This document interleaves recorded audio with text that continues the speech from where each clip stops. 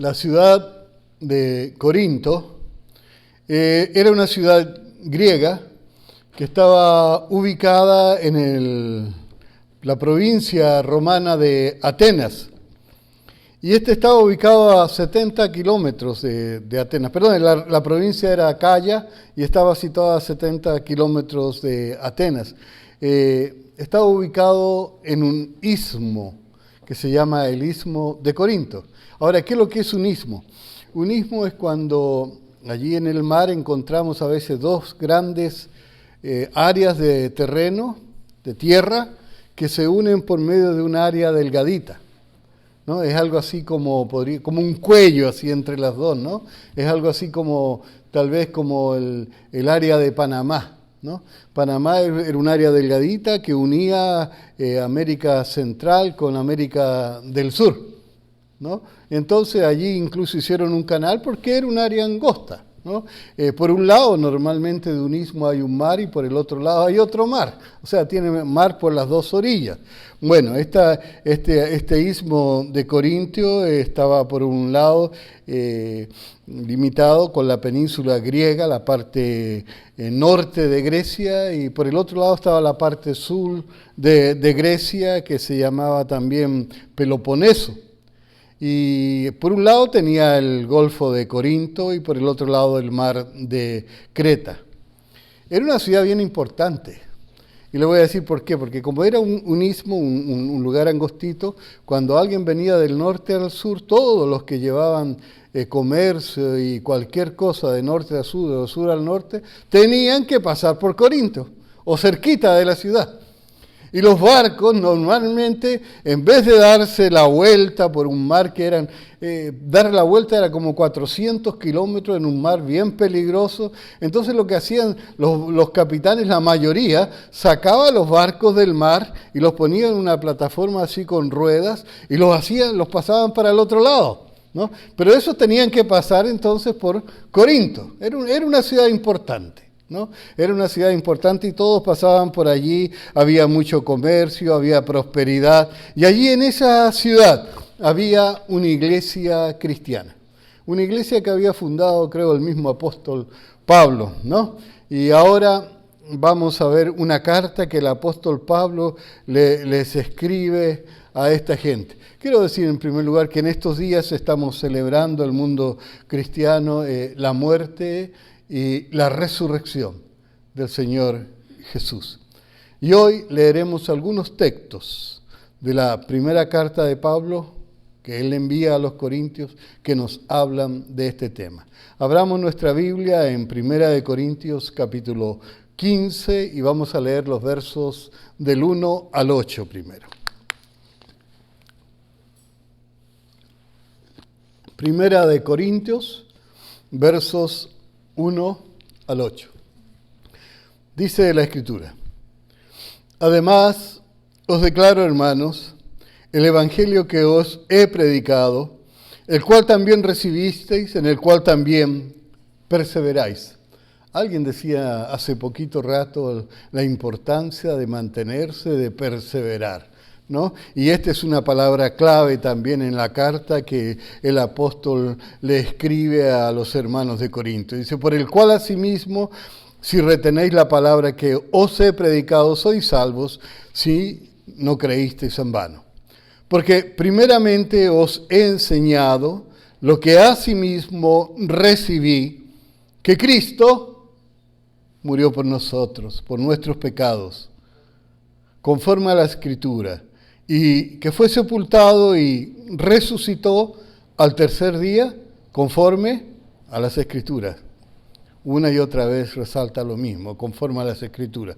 Y que apareció a Cefas, y después a los 12, después apareció a más de 500 hermanos a la vez, de los cuales muchos viven aún y otros ya duermen.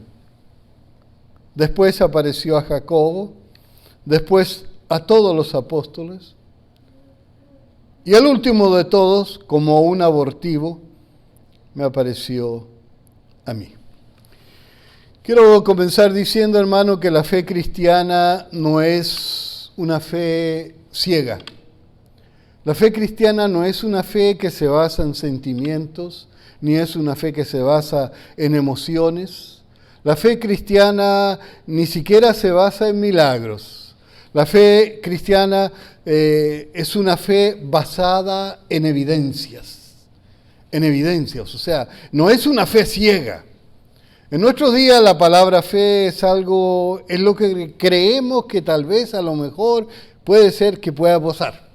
¿No es cierto? Cuando usted habla, la gente normalmente cuando usa la palabra fe, así la toma, ¿no? Algo que creemos que podría pasar. Una persona dice, por ejemplo, yo tengo fe, un joven, que el próximo año me va a ir mejor en el amor y me voy a casar, ¿no? Realmente lo que está diciendo es que yo creo que a lo mejor tal vez el próximo año pueda conseguir una víctima. No es eso, ¿no? Quizás el próximo año tal vez pueda, ¿no es cierto?, casarme, ¿verdad? Un hombre dice también, por ejemplo, yo tengo fe que el próximo año me va a ir mejor en los negocios. Y eso no quiere decir que está seguro, sino que dice que tal vez el próximo año le va a ir mejor en los negocios, ¿no?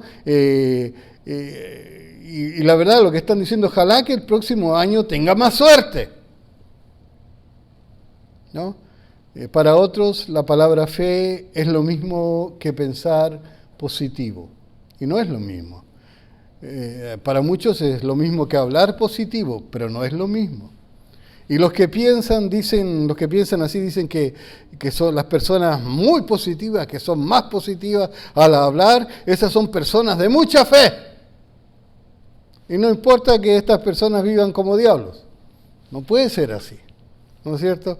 De esta manera, si te metes en la cabeza que vas a ser rico y te repites eso una y otra vez hasta que te convences, y si aunque te estás muriendo de hambre sigues pensando positivamente de que te estás haciendo rico, entonces porque tienes pensamientos positivos, eres una persona de fe. Así dicen algunos, ¿no? Y en este caso, para algunos tener fe es lo mismo que perder la cabeza, al mirarlo así, ¿no? Y me ha tocado conocer personas que piensan así y que por eso se meten a veces en muchos deudas y, bueno, a veces se meten en problemas, porque piensan, Dios me va a hacer rico y entonces cuando yo sea rico voy a salir de todos mis problemas.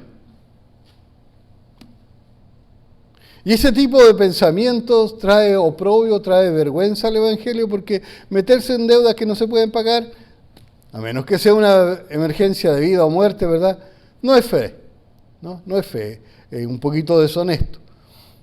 Pero el sentido bíblico de la palabra fe es totalmente diferente, hermano. ¿Sabe que se trata de una seguridad? Fe, en el sentido bíblico, es confiar totalmente, es tener garantizado lo que uno se cree. Por ejemplo, la palabra hebrea para fe, como la encontramos en el Antiguo Testamento, es emuná. Diga emuná. ¿Cómo? Usted dijo fe, ¿no? Y el significado de esta palabra es algo seguro, es algo establecido, es algo fiel, es algo que no puede ser de otra manera. Ahora, en griego, usted sabe, el Antiguo Testamento se escribe en hebreo, el Nuevo Testamento se escribió en griego. Entonces, en griego la palabra para fe es la palabra pistis. Diga pistis. Usted dijo fe de nuevo, ¿no? Y esta palabra se usaba en el mundo secular antiguo, pero como una garantía. O sea, pistis era garantizar algo. De esta manera, tener pistis o tener fe no se trataba de una simple creencia. Era algo garantizado. En el sentido bíblico, fe, pistis o la otra palabra que usamos, ¿no es cierto?, la palabra hebrea, ¿no?, significan seguridad, estar convencido, estar persuadido, estar totalmente seguro de que algo es así. Eso es lo que significa la palabra fe en el sentido bíblico. no es un sentimiento, tampoco es una emoción, tampoco es una idea o un pensamiento. En el sentido bíblico, la palabra fe siempre es un don divino, es algo que Dios pone en nosotros, ¿no es cierto? Es un regalo que Dios le da al hombre, que le da seguridad en una cosa. En este caso, Pablo sabía que la predicación del Evangelio era verdadera. Para él, el Evangelio estaba garantizado, estaba seguro. Así era. Y él le escribió a los hermanos cristianos que también creían lo mismo. Y que creían el mismo Evangelio que el mismo Pablo les había enseñado. Y que probaban que creían eso porque perseveraban en las verdades evangélicas. Y esa es la mejor prueba de que se tiene una fe verdadera, la perseverancia. Perseverar en esa fe. Perseverar en esa creencia. Las verdades evangélicas para ellos no se negociaban, no se prestaban para ninguna duda, ninguna discusión, no se endulzaban tampoco, ni se suavizaban tampoco. Las verdades evangélicas eran verdades inamovibles. Se trataba de verdades absolutas. Se trataba de una realidad innegable y que no se prestaba, de nuevo digo, a discusión. Y la fe de ellos era así, porque no era una fe ciega, era una fe que se apoyaba en bases firmes, irrefutables, que no se podían cambiar. Y las bases en que estaban cimentadas estas verdades, lo que le daba solidez, el cimiento, lo que le daba fuerza, lo que mantenía firme la enseñanza de Pablo, lo que él predicaba, es que todo se basaba en la Escritura. Él decía tal como dice la Escritura, tal como dice la Escritura. Lo que él enseñaba estaba basado no solamente en algo que a él se le había ocurrido, sino que estaba fundamentado en las Escrituras, en la Biblia. Por eso que no podían ser dudables, no se podía dudar porque estaban firmemente fundamentadas en las Escrituras. Él hablaba de la muerte de Jesús y de la resurrección de Jesús, y él lo había dicho, eso estaba escrito antes, había sido profetizado antes, y estas profecías se habían cumplido tal como habían sido escritas en la vida, muerte y resurrección del Señor Jesucristo, conforme a las Escrituras. Conforme a las Escrituras. Y es por eso, hermano, que ellos tenían esa fe. Pero eso no era todo. Fíjese que lo que Pablo enseñaba acerca de la muerte y de la resurrección de Jesús, el mismo Jesús que había muerto en la cruz, ese Jesús había sido visto, resucitado por muchos, por cientos, dice. Algunos ya habían muerto, pero había muchos que estaban vivos y que estaban dispuestos a testificar. Y que arriesgaban su vida por testificar, pero estaban tan seguros de que habían visto al Cristo resucitado que no les importaba. Ellos testificaban y ellos daban garantía de que Cristo sí había resucitado. Entonces las verdades que ellos creían eran verdades que tenían bases sólidas. El cristianismo está fundamentado en bases sólidas, bases firmes, ¿no? Las verdades evangélicas que nosotros creemos, hermanos, no se basan en teorías.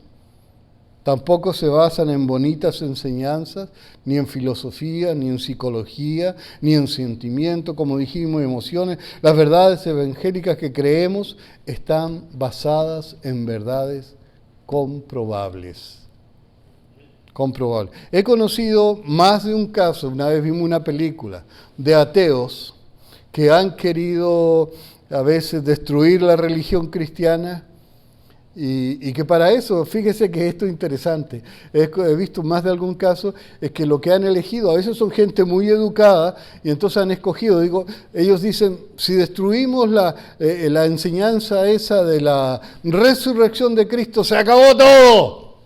Y es verdad, se acaba el cristianismo si se puede comprobar que Jesús no resucitó. Y esto es lo interesante.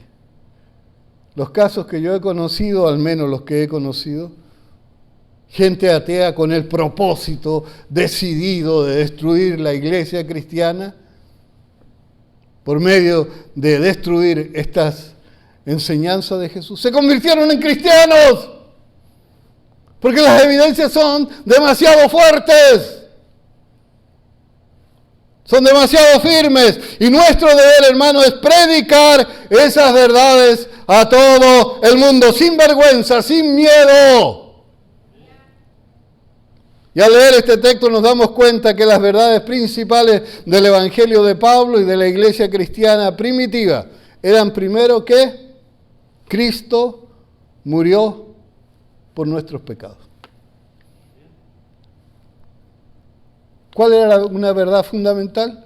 Que Cristo murió por nuestros pecados. Y sin esconder la palabra pecado. Tú no puedes predicar a Cristo en la cruz y no lo puedes predicar como Salvador si también no muestras que Él vino a salvarnos del pecado. No podemos endulzar eso, no podemos suavizar tampoco eso. Pecado es pecado y no necesitamos cambiarle el nombre. Fue que Cristo vino y fue que vino para salvarnos de la condenación del pecado. Por eso vino y por eso murió en la cruz. Esa, hermano, es la verdad clave que debiera ser la primera que debiéramos creer y que debiéramos predicar. Por eso vino Cristo a la tierra. Para morir por nuestros pecados.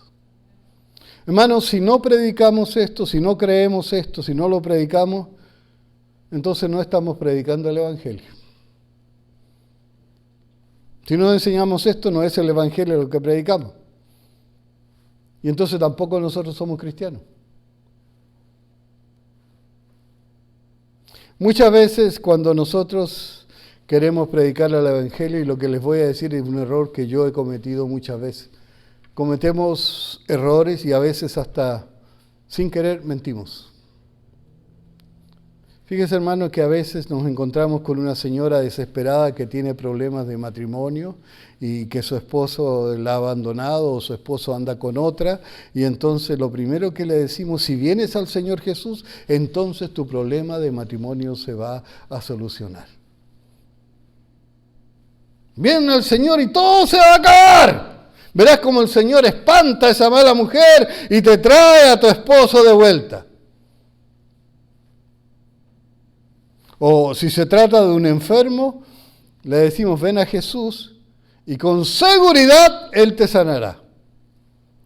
Y entonces con buenas intenciones, hermanos, tratando de calmar el dolor, la tristeza de la persona, le mentimos. Y no le predicamos el Evangelio, eso es lo más grave. Porque el Evangelio, hermano, no es que el Señor soluciona tus problemas de matrimonio, aunque sí lo puede hacer, claro. Ni tampoco es que el Señor sanará las enfermedades. Es verdad que el Señor puede solucionar tus problemas. Es verdad que el Señor tiene poder para sanar cualquier enfermedad. Eso no es mentira. Él tiene poder para eso y mucho más. Pero es mentira que Él sanará a todos los enfermos. Porque no es verdad. Bíblicamente sabemos que no es verdad. Hay enfermos que se van a morir. Desgraciadamente todos nosotros nos vamos a morir. Recuerdo una vez un hermano que se enojó conmigo porque yo no quise declararle a un señor que tenía cáncer terminal y que ya le habían dicho que se iba a morir ese mismo día. Yo no quise declarar que él se iba a sanar. Yo preferí predicarle el evangelio y él oró conmigo y bueno, ya era cristiano, ¿no? Era cristiano, pero el otro hermano quería que yo le declarara. Él se puso a declarar y la persona murió igual. Porque declarar y decretar no te sirve de nada. Hermanos, el evangelio de Pablo, el evangelio que creían los hermanos de Corintio, era que Jesús había muerto por nuestros pecados primero. Jesús murió por nuestros pecados. Y Él murió por nuestros pecados porque estábamos condenados a ser castigados por la ira de Dios sobre nosotros. Él murió por nuestros pecados para librarnos de la condenación eterna. Jesús murió por nuestros pecados porque teníamos una enorme deuda con Dios y no podíamos pagarla y Él la pagó. Jesús murió en la cruz en nuestro lugar. Él pagó nuestra deuda. Él sufrió nuestros dolores, Él cargó nuestras enfermedades, Él cargó nuestros pecados, Él murió por nosotros para reconciliarnos con Dios. Jesús murió por nuestros pecados, hermanos, para abrirnos de nuevo la puerta de la casa otra vez, para que podamos regresar a la familia celestial. Jesús murió por nuestros pecados para darnos vida eterna. Pero eso no es todo, hermano.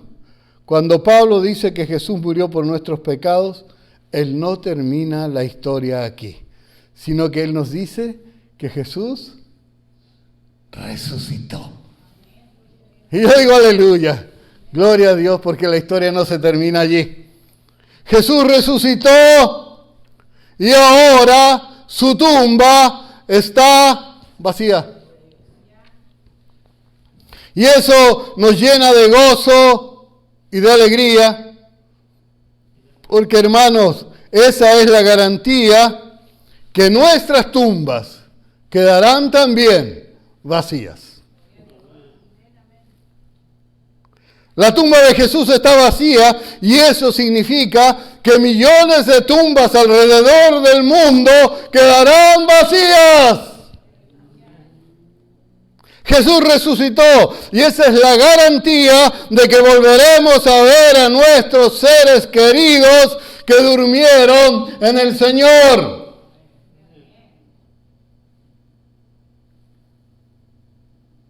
Jesús murió por nuestros pecados y eso es una poderosa verdad que debe ser dicha a todo el mundo y que todo el mundo necesita escuchar.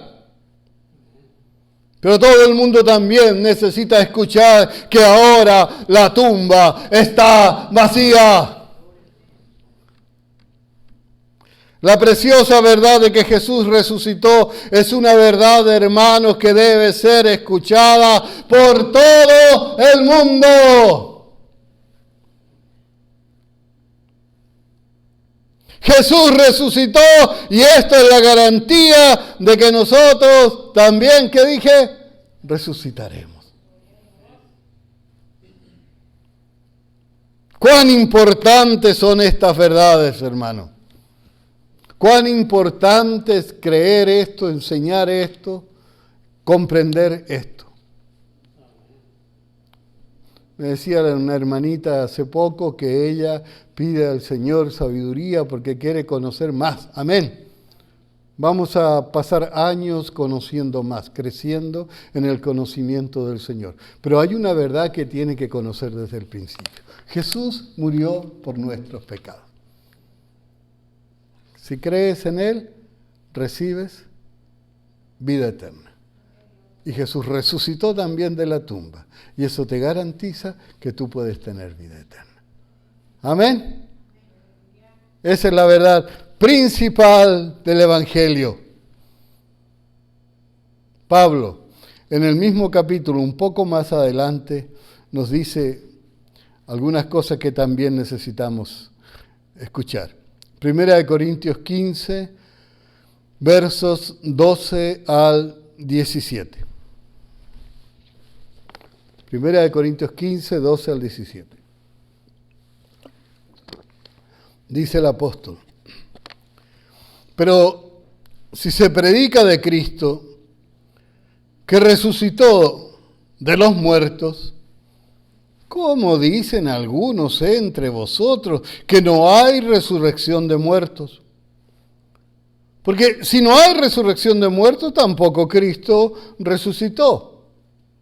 Y si Cristo no resucitó, vana es entonces nuestra predicación. Vana es también nuestra fe. Y somos hallados falsos testigos de Dios, porque hemos testificado de Dios que Él resucitó a Cristo, el cual no resucitó, si en verdad los muertos no resucitaran. Porque si los muertos no resucitan, tampoco Cristo resucitó. Y si Cristo no resucitó, nuestra fe es vana. Aún estáis en vuestros pecados. ¿Sabe, hermano? Parece que en la iglesia de Corintio había un problema. Habían algunos hermanos que enseñaban cosas medias raras, ¿no es cierto? Y Pablo no se podía quedar callado, ¿eh? Pablo no se quedaba callado. Cuando veía que enseñaban doctrinas extrañas, él los confrontaba, ¿no? La iglesia cristiana ha sido atacada a través de muchos siglos, de muchas maneras, de diferentes formas, y a veces cuando el diablo no puede destruirla por las armas o por la tortura o por la cárcel o por la muerte, el diablo mete gente de la suya y comienza a sembrar cizaña, y las cizañas son falsas doctrinas muchas veces. Falsas enseñanzas. Y en este caso había allí en medio de la iglesia de Corintios algunos hermanos que estaban enseñando cosas raras. Y lo que ellos decían era que no existía la resurrección. Creo, hermano, que los cristianos igual tenemos la misma obligación de Pablo, que cuando hay alguna herejía tenemos que confrontarla. ¿Verdad que sí? Tenemos que confrontarla, ¿no? Y en este caso el apóstol Pablo confronta a algunos que estaban dentro de la iglesia. ¿Y qué decían ellos, no? Decían: ¿cómo se le ocurre a ustedes creer en la resurrección de los muertos? Eso no puede ser, ¿no? Y me los imagino enseñando diferentes argumentos y cosas, ¿verdad? Pero eso es antibíblico. Jesús había dicho que sí había resurrección y los apóstoles lo habían dicho, lo habían enseñado. Ellos enseñaban que los muertos no resucitaban, pero estaban contra las enseñanzas de Jesús. Incluso contra las enseñanzas del Antiguo Testamento también, ¿no? Estaban diciendo entonces, al decir eso, que Jesús no había resucitado tampoco. Porque si no había resurrección, Jesús no podía haber resucitado. Y al enseñar esta herejía, estaban destruyendo las verdades evangélicas más esenciales. Hermano, Pablo nos dice que si no hay resurrección, entonces no hay esperanza. Si Jesús no resucitó, no hay perdón de nuestros pecados. Estáis en vuestros pecados, dice. Si Jesús no resucitó, entonces el Evangelio no sirve para nada. Porque si Jesús no resucitó, entonces lo que creemos no tiene ningún valor. Y entonces somos todos dignos de lástima por lo que estamos enseñando. Y debiéramos avergonzarnos de lo que creemos. Pero, mis hermanos, Jesús sí resucitó. y lo vieron cientos de testigos. Y algunos murieron por esa verdad. Prefirieron morir que negar al Cristo que había resucitado, al que ellos habían visto con sus propios ojos. Dieron la vida por creer y por predicar esta verdad. Algunos hermanos fueron azotados, otros fueron quemados vivos, otros crucificados, otros torturados. Pero todos ellos estaban tan convencidos de lo que habían visto, de lo que habían experimentado, que preferían morir antes que negar esa verdad. Les decían, niega a Cristo, niega que Él resucitó, te dejamos libre, te vas tranquilo para tu casa. Entonces, para terminar, hermano, diré que Jesús murió por nuestros pecados. Murió por tus pecados, murió por mis pecados. Él pagó nuestra deuda. La deuda que yo tenía con Dios la pagó Jesucristo en la cruz. Cuando Él murió en la cruz, el que moría era yo con todos mis pecados. El viejo hombre quedaba crucificado allí en la cruz. Él pagó nuestra deuda. Nuestros pecados fueron borrados. Y por eso, mis hermanos, seremos resucitados.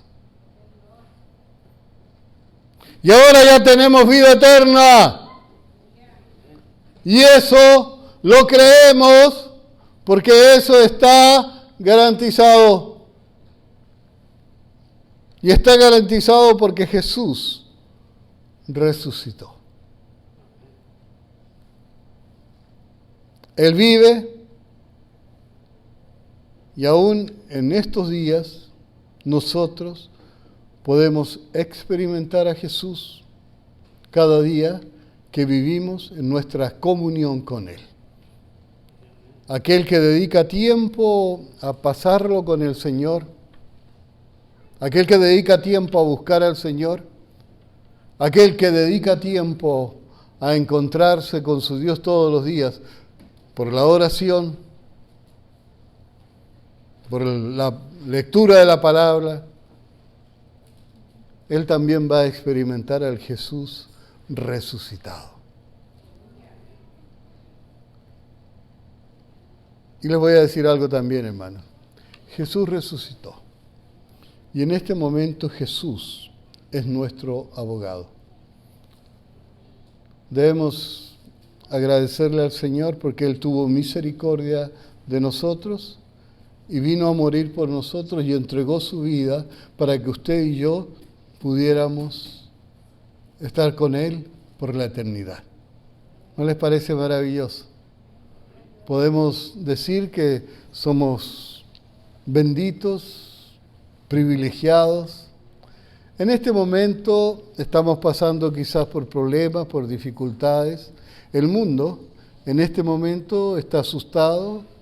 Conozco mucha gente asustada, incluso cristianos también, y con razón, porque esta enfermedad asusta a mucha gente, ¿no? Es una enfermedad que produce miedo. Y yo diría que aunque produzca miedo, mis hermanos, levanta tu cabeza, porque hoy está más cerca la redención que cuando creíste. No sabemos el día, no sabemos la hora en que el Señor va a regresar, pero sí sabemos una cosa, que todo lo que está pasando son principios de dolores y que todo lo que está pasando también nos está llevando cada día más cerca al regreso de Jesús a la tierra.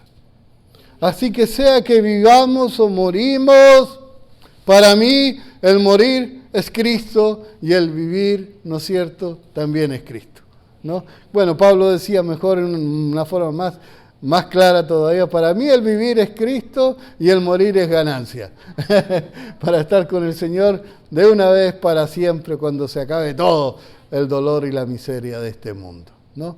Queridos hermanos, como cristianos, nuestra fe es una fe firme, una fe fundamentada en hechos, y hoy, después de 1900, no, más, 2000, no sé cuántos años exactamente de la resurrección del Señor, no tengo los números exactos, ¿verdad? Pero son casi 2000 años de que Jesús resucitó, ¿no? Ahora, después de casi 2000 años que Jesús resucitó, todavía el mundo sigue celebrando que Él murió y resucitó. Y yo digo aleluya. Gloria al Señor. Y los cristianos sabemos que esto es verdad y que esta es la verdad fundamental. En esta verdad hay que creer, ¿no? Esta es una verdad que no podemos negociar. Jesús murió, resucitó, y Él murió por nuestros pecados, y todo el que viene a Cristo ahora recibe vida eterna. Señor les bendiga, es mi deseo y oración. Vamos a cantar.